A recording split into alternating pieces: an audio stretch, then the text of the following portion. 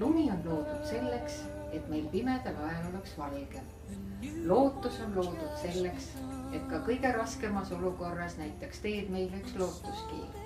Soovin talveks lund ja kõikidele alati ühte lootuskiirt. Kuna aasta on lõppemas, tahame teile soovida häid jõule ja ilusat uut aastat. Positiivne. Täname kõiki sõpru, annetajaid, vabatahtlikke ja hoiukodusid. Häid jõule ning head uut aastat. Soovime teile uueks aastaks oskust märgata ja julgust tegutseda.